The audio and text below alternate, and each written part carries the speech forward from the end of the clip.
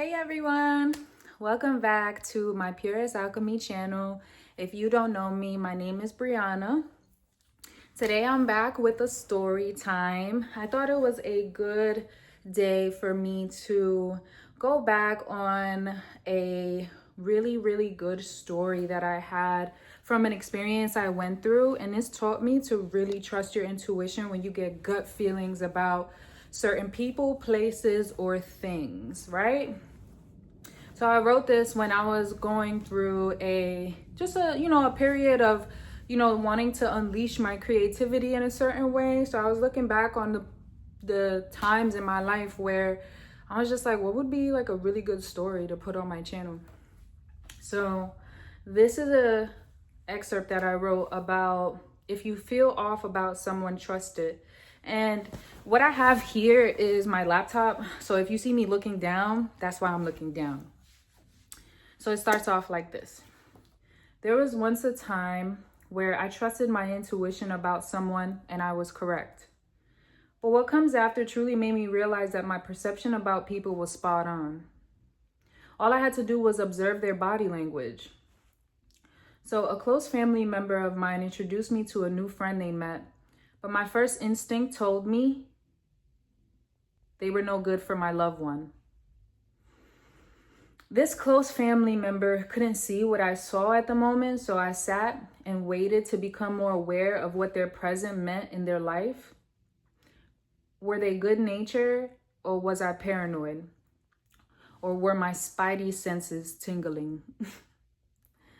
The friend, let's call him Daniel.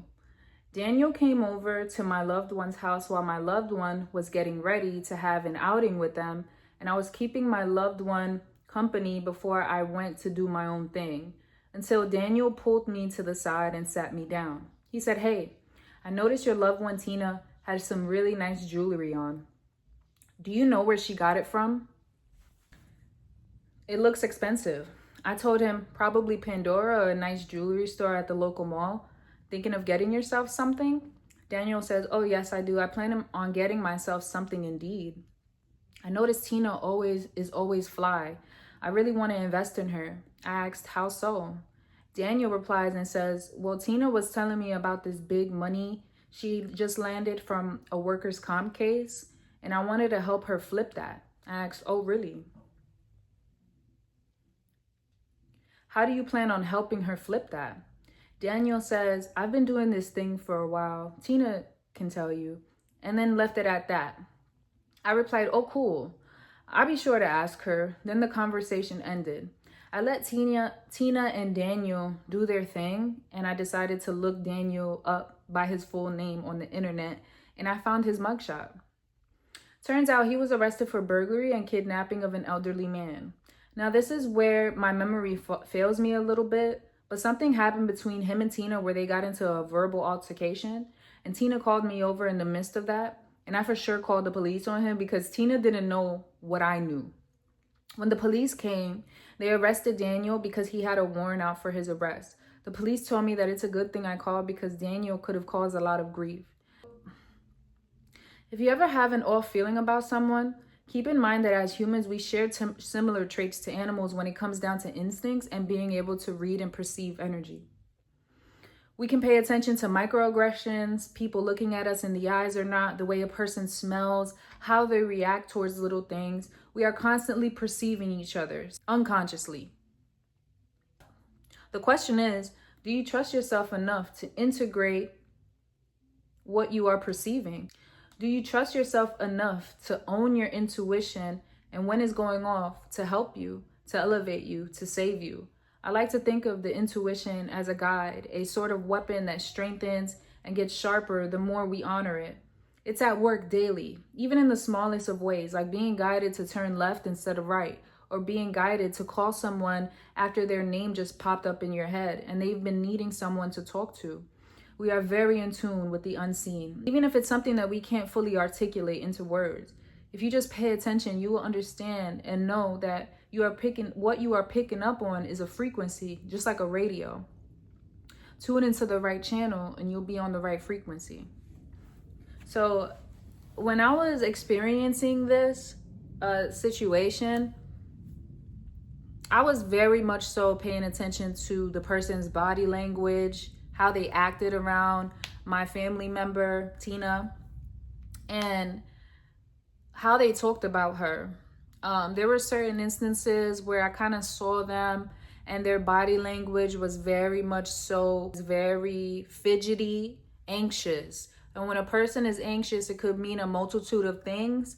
But when you're just coming into somebody's space and you're meeting them, you're meeting their family members, whatever the case may be, I'm not saying that you got to be super confident, but a more relaxed sense of energy that you're putting off could really put people at ease. But I was not buying it. I felt like they were up to something that I couldn't really name. But when I called the police on them, and you know, a lot of people will be like, why would you call the police or whatever?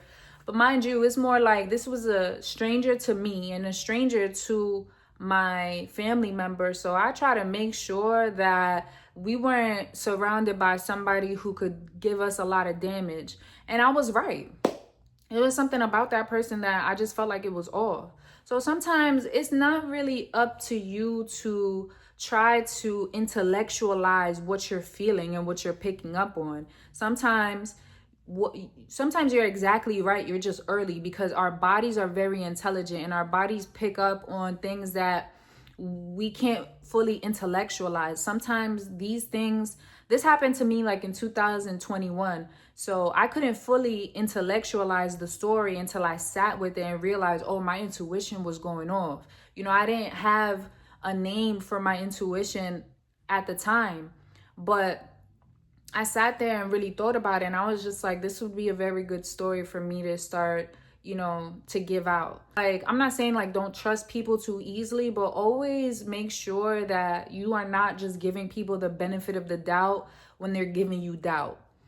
For me, I felt like if a man is coming and he's asking questions about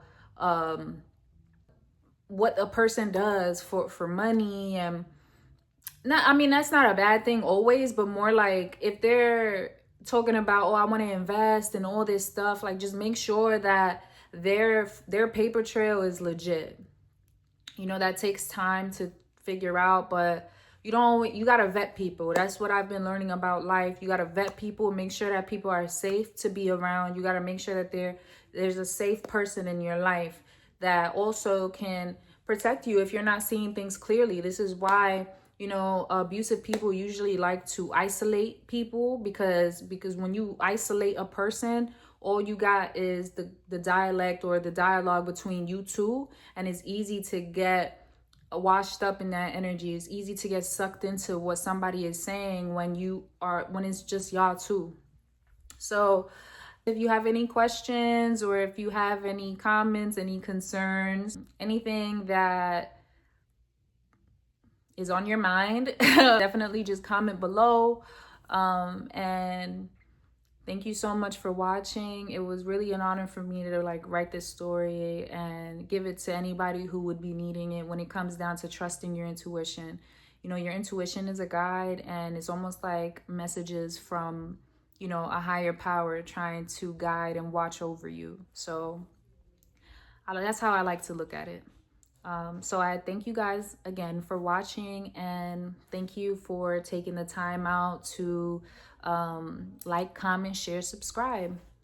Love you.